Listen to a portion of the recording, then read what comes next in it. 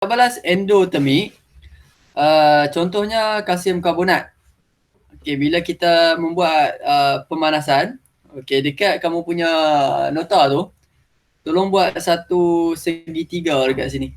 Menandakan dipanaskan. Kalsium karbonat bila dipanaskan dia akan menjadi kalsium oksida dan juga membebaskan gas karbon dioksida. Okey, benda ni pemanasan garam nitrat dan juga karbonat ni. So yang ini hanya nak beritahu kata dia adalah tindak balas endotermik. Okey, yang kedua adalah pemanasan garam terhidrat. Okay, letak juga nak panah pula segitiga kat situ. Contohnya yang dibagi adalah kuprum sulfat terhidrat menjadi kuprum sulfat dan membebaskan, okay, ini salah ni, H2O 5H2O dekat dalam modul dah betul. Okey, dan juga logam oksida dan air. Tindak balas antara logam oksida dan air menjadi magnesium hidroksida dan membebaskan gas hidrogen. Pemelarutan garam amonium nitrat. Okey, namanya apa ni? Amonium nitrat. Bila bertindak balas dengan air, dia akan jadi ion amonium dan ion nitrat. Okey, seterusnya natrium hidrogen karbonat dan asid hidroklorik juga akan menyebabkan suhu menurun dan juga tindak balas fotosintesis. Okey, ini adalah contoh tindak balas eksotermik dan juga endotermik. Okey, kita tengok macam mana kita nak melukis gambar rajah aras tenaga. Okey, apa itu gambar rajah aras tenaga? Gambar rajah yang menunjukkan perubahan aras tenaga bahan dan hasil tindak balas dalam suatu tindak balas kimia. Apa yang terdapat dalam kandungan tenaga? Setiap bahan kimia mempunyai kuantiti tertentu tenaga kimia dan perbezaan di antara tenaga. Okey, dia pakai simbol dekat sini H. Okey, H . Kita akan pakai simbol H. Okey, sebab apa H? Dia merujuk kepada heat. Heat tenaga haba lah. Bahan sebelum tindak balas dan tenaga hasil selepas tindak balas boleh diukur. Okey, jumlah kandungan tenaga bahan tolak dengan jumlah kandungan tenaga hasil. Okey, yang ini dia punya rumus dia untuk dapatkan perbezaan. Okey, bahan tolak hasil. Okey, saya buat simbol lah. H bahan tolak dengan H hasil.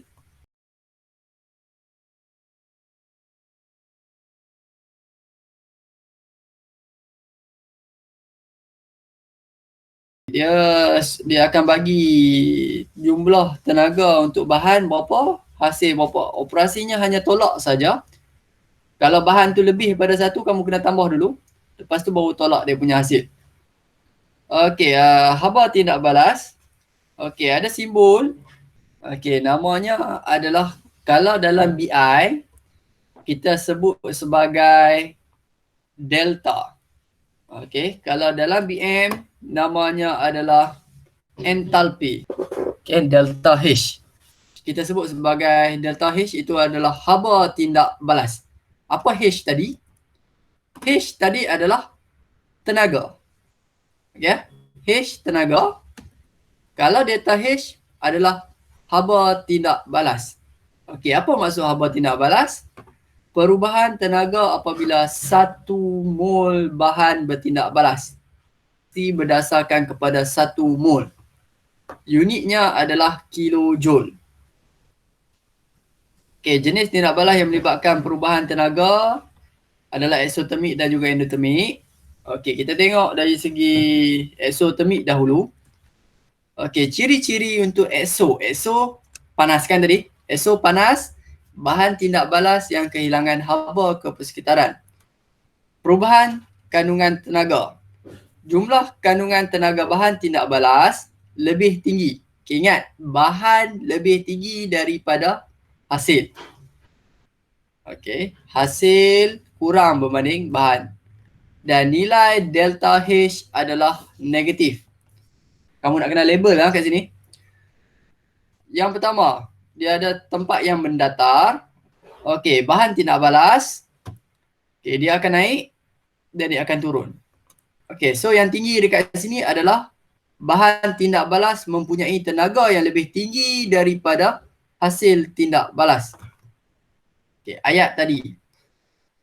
Jumlah kandungan tenaga bahan tindak balas lebih tinggi daripada hasil tindak balas. Level ini adalah level untuk tenaga pada bahan tindak balas dan level yang di bawah ni adalah merujuk kepada tenaga untuk hasil tindak balas. Okey, delta H. Balik pada yang tadi, delta H adalah perbezaan antara bahan tindak balas dan juga hasil tindak balas. Dia punya tenaga, perbezaan tenaga dia. Okey, dan tempat yang naik ni namanya adalah tenaga pengaktifan.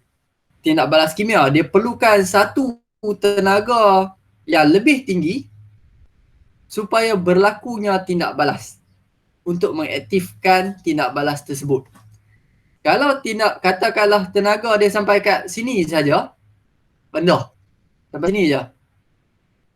Tidak akan berlaku tindak balas.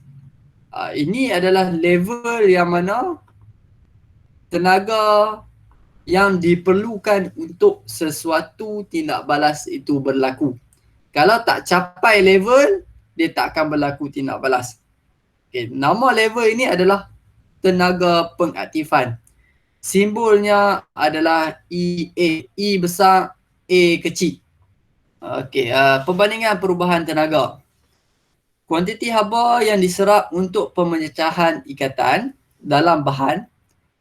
Okay, haba yang diserap untuk pecahkan ikatan dalam bahan tindak balas adalah lebih rendah daripada tenaga haba yang dibebaskan untuk pembentukan ikatan. Okey, kita tengok kepada endotermik pula. Okey, endotermik adalah haba yang diserap daripada persekitaran. Terbalik je dengan yang tadi. Untuk endotermik adalah jumlah kandungan tenaga bahan tindak balas lebih rendah daripada jumlah kandungan tenaga hasil tindak balas. Okey, hasil tindak balas mempunyai tenaga yang lebih tinggi. Okey, tadi dia turun kan? Okey, ni dia turun. Dia turun ke bawah.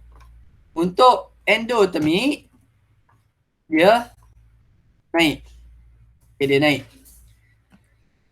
Okay, nilai delta H adalah positif. Kalau yang tadi, nilai delta H adalah negatif.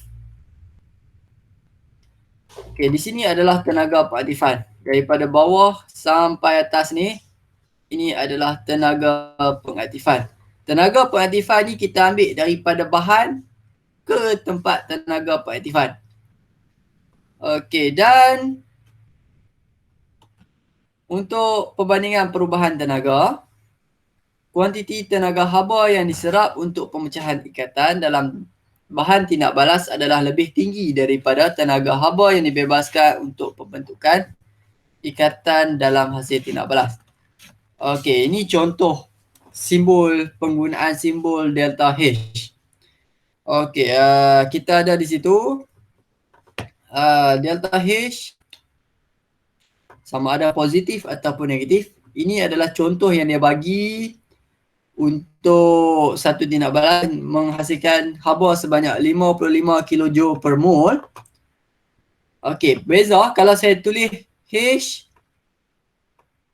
sama dengan 55 kJ. Okey, ini merujuk kepada haba. Haba saja. Tetapi kalau delta H, dia mesti ke atas 1 mol per mol. Okey, contoh sekiranya delta H adalah negatif. Bila negatif, dia merujuk kepada eksotik. negatif. Manakala untuk positif merujuk kepada endotermik. Okey, latihan 1. Okey, tengok pada latihan 1, muka surat 144. Okey, muka surat 144. Okey, contoh untuk eksotermik yang dia bagi. Okey, bahan tindak balas yang mempunyai delta H negatif dan ada hasil tindak balas di sini. Okey, letakkan simbol anak panah ke bawah. Okey, simbol anak panah ke bawah merujuk kepada bahan mempunyai haba yang lebih tinggi berbanding hasilnya. Okey, begitu juga untuk endotermik dan hasil tindak balas yang lebih tinggi. Okey, buat anak panah naik ke atas. Okey, buat anak panah naik ke atas. Okey, kita tengok apa itu penerangan dia. Untuk exothermic, tindak balas adalah exothermic. Untuk endotermik itu adalah tindak balas yang adalah endotermik. Okey, haba untuk exothermic adalah dibebaskan ke persekitaran. Sekiranya untuk endotermik, haba apa dari persekitaran? Apa perkataan yang sesuai di situ? Tadi bebas. Lawan kepada bebas. Okey, diserap dari persekitaran. Okey, untuk exothermic, suhu meningkat. Manakala untuk endotermik, suhu akan menurun. Okay, D. Untuk exothermic, haba yang apa yang sesuai di situ? Haba yang dibebaskan adalah X kilojoule apabila 1 mol hasil terbentuk. X tu adalah satu nilai lah. Manakala untuk endotermik adalah haba yang diserap adalah Y kilojoule apabila 1 mol hasil terbentuk. Okey, E. Jumlah kandungan tenaga bahan tindak balas adalah lebih tinggi daripada jumlah kandungan tenaga hasil tindak balas.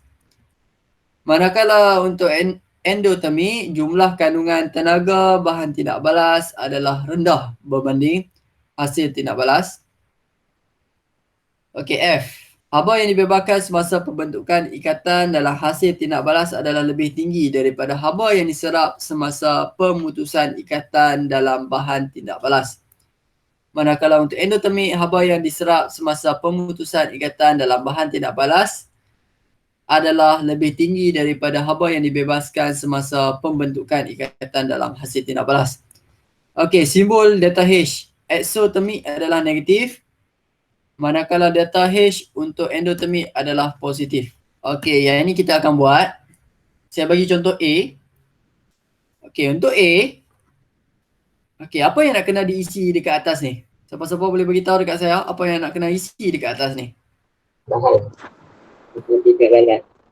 Okey, betul. Bahan tindak balas. Bahan tindak balas kita adalah zinc dan asid hidroklorik. So, tulis dekat atas tu zinc plus HCl. Okey, ikut kepada stoichiometri. Kalau ada dua lah dia. Okey. Okey, apa yang nak kena isi dekat bawah ni? Hasil tindak balas. Hasil tindak balas. Okey, hasil tindak balasnya adalah zinc plus H2. Okey, ada... Kena buat kurungan ke je ke tak payah? Tak payah, tak payah. Okey, delta H-nya adalah negatif 152 kilojoule per mol. Okey, ini biasanya dia akan bagi lah. Kalau dia tak bagi, dia nak kena kira. Okey, di atas ni kita ada bahan tindak balas. Kalium hidroksida plus dengan asid nitrik menghasilkan kalium nitrat dan juga membebaskan air. Dan delta H-nya adalah negatif. So, di sini ada satu anak panah turun ke bawah. Okey, ini jawapan Ram untuk C. Okey, untuk C. Okey, bila kita tulis, tolong pastikan pada part C, tenaga tu kena labelkan sebagai tenaga. C2H5OH, etanol. tambah dengan oksigen. Maksudnya ini adalah tindak balas pembakaran alkohol dan menghasilkan karbon dioksida dan juga air, dan dia letak sebagai delta H negatif 1376 kilojoule per mol. Okey, betul lah. Dan untuk D, okey, yang ni simbol tenaga dan juga simbol dia kilojoule per mol. Adanya asid sulfurik yang bertindak balas dengan kalium hidroksida, dan dia punya hasil tindak balas tulis dekat bawah kalium sulfat dan air. Okay, ini betul dan yang ini pun betul. Okey, betul Alam. Okey, untuk nombor 3. Okey, cuba lukis untuk nombor, saya bagi A dulu. Okey, nombor 3A. Endotermik. Okey, endotermik delta H-nya adalah positif. Okey, B. Sama juga kita ada ada paksi tenaga, ada kalsium nitrat yang bertindak balas dengan kalium karbonat menghasilkan kalsium karbonat dan juga kalium nitrat. Okey, yang ini ada anak panah naik ke atas dan letakkan ni delta H, bukan H ya, delta H sebagai positif 12 kilojoule per mol. Okey, C dan D boleh cuba buat sendiri. Okey, C dan D saya tinggalkan. Okey, kita pergi kepada seterusnya, perubahan tenaga dan perubahan ikatan. Okey, apabila tindak balas kimia berlaku, tenaga haba yang diserap atau dibebaskan. Okey, bila berlakunya tindak balas kimia, ada dua sahaja perkara akan berlaku, sama ada haba itu diserap ataupun haba dibebaskan.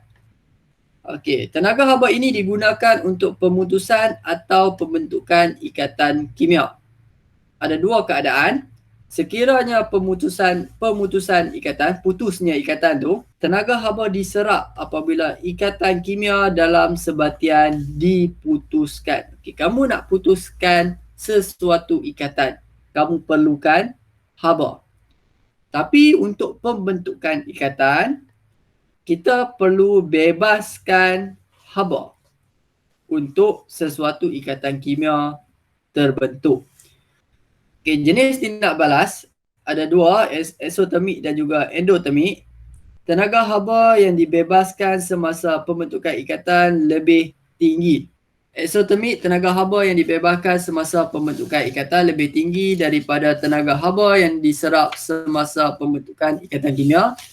Dan juga endotermik, tenaga haba yang diserap untuk pemutusan ikatan kimia lebih tinggi daripada tenaga haba yang dibebaskan semasa pembentukan ikatan kimia. Okey, kita pergi kepada latihan yang keempat. Okey, nombor 1, saya nak tanya siapa? Saya nak tanya Ziang. Okey, jawapan Ziang? Jumlah kandungan tenaga hasil tindak balas adalah lebih rendah daripada jumlah tenaga bahan tindak balas. Okey, jawapan Ziang lebih rendah. Kita tengok. Okey, jumlah tenaga hasil. Okey, dia sebut hasil lah. Hasil yang di bawah. Jumlah kandungan tenaga hasil, betul lah, dia lebih rendah daripada bahan tindak balas. Saya Okey, berapa? negatif 126 kilojoule per mol. Okey, nak kena ni. Tidak ada negatif. Oh, okey. Okay. Sebab apa? Sebab dia bagi tahu haba. Yang ketiga, jenis tindak balas adalah Zakuan? Exothermic. Okey, eksotermik. Okey, eksotermik sebab apa? Sebabnya anak panah turun ke bawah ataupun kamu boleh rujuk kepada delta H-nya adalah negatif. Okey, tindak balas berlaku di antara bahannya adalah magnesium dan asid nitrik. Okay, tindak balas ini apa haba ke persekitaran? Bebas ataupun serak? Exo panas. Bila panas, haba Dibebaskan. Bebaskan. Okey, Syahir kata tadi. Ya. Okey, tindak balas membebaskan haba ke persekitaran. Okey, latihan yang kelima. Okey, cuba lukis untuk gambar rajah aras tenaga dahulu. Nak naik ke atas ke turun ke bawah? Botol bawah. Okey, betul. Turun ke bawah. Okey, dia jadi macam tu ah. Okey, kita ada turun ke bawah, labelkan tenaga yang selalu pelajar lupa kat sini lah. Dia tak label. Kena label lah. Okey, bila kita sebut gambar rajah aras tenaga, selalu lagi pelajar lupa. Bukan dia lupa, dia terlebih buat. Dia hanya ada paksi Y sahaja. Dia tidak ada paksi X. Paksi X ni tak ada. Jangan duk gatal tangan pergi lukis pula. Yang ni tak ada. Tapi ada setengah buku dia tulis ada nak panah ke sini. Tapi dia labelkan sebagai masa. Maksudnya masa itu berterusan lah. Minit ataupun saat lah. Tak payah tulis lah. Yang bawah ni tak payah tulis. Okey, kita ada asid hidroklorik yang bertindak balas dengan natrium hidroksida menghasilkan natrium klorida dan air. So ada anak panah satu turun ke bawah dan labelkan delta H negatif 57 kJ per mol. Okey, kita pergi kepada A. Okey, siapa nak jawab A? Tindak balas ini adalah tindak balas turun ke bawah. Exo. Okey, betul. Exothermic. Okey, B. Berapa mol HCl yang bertindak balas? Cuba tengok dekat persamaan tu. Adakah persamaan itu sudah seimbang?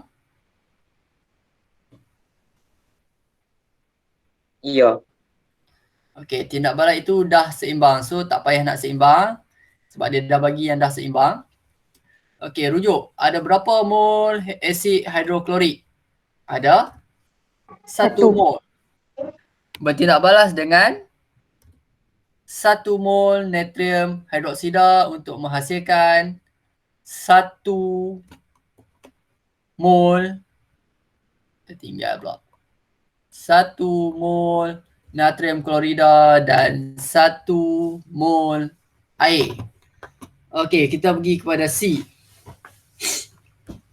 Jumlah tenaga haba asid hidroklorik, asid hidroklorik dan natrium hidroksida lebih tinggi daripada jumlah tenaga haba natrium klorida dan air.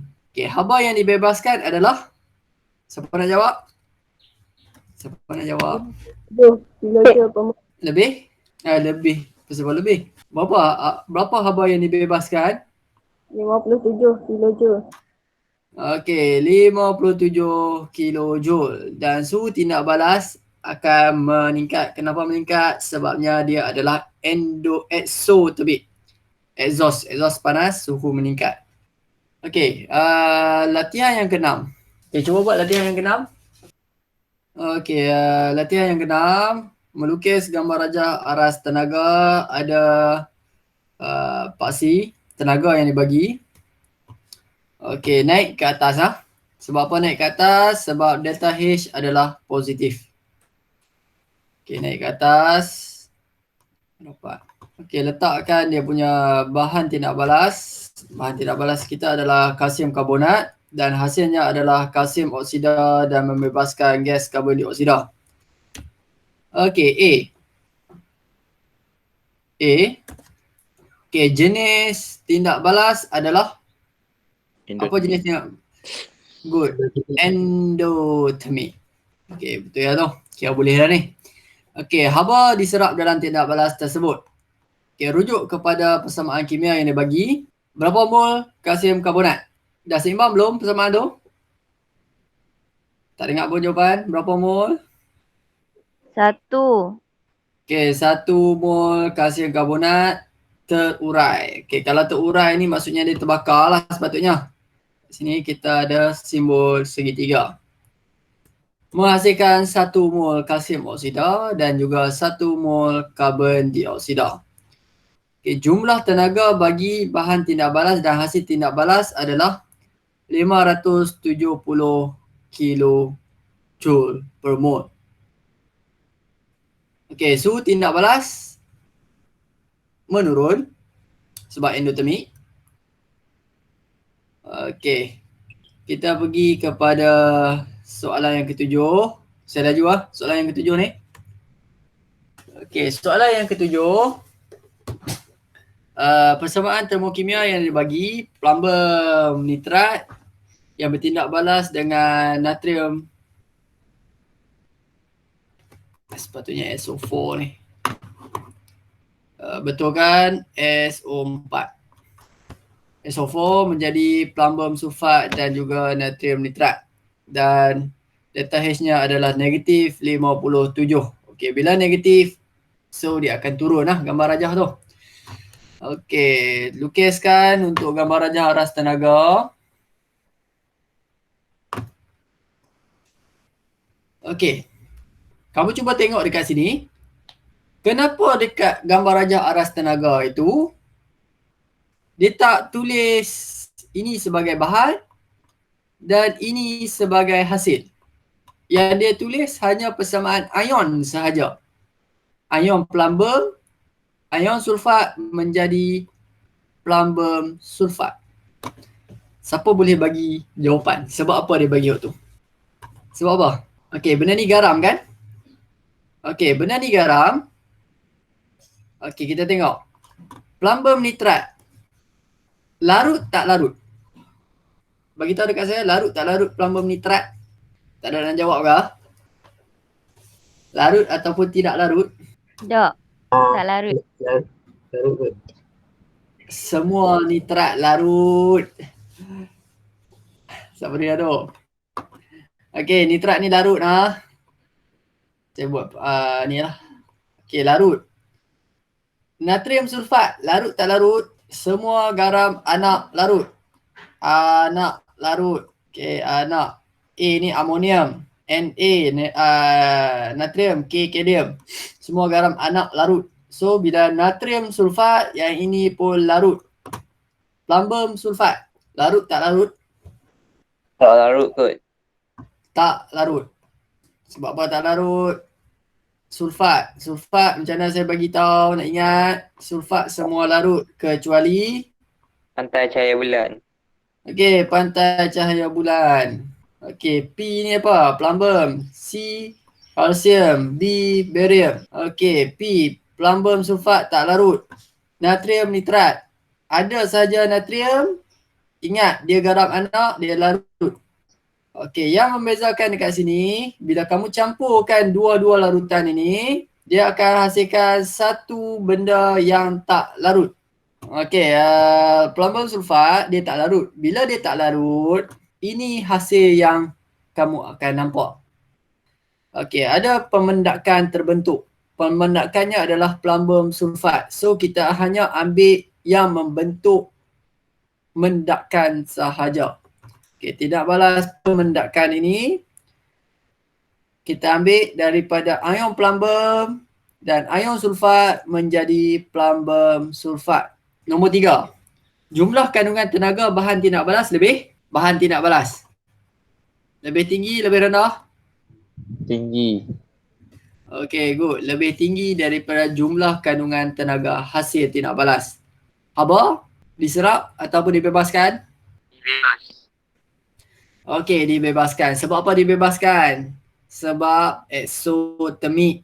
Tindak balas tadi eksotermik, so kita letak di sini dibebaskan semasa pembentukan ikatan adalah lebih tinggi daripada haba yang diserap semasa pemutusan ikatan dalam bahan tindak balas. Okey, itu untuk subtopik yang pertama untuk bab 3 ni.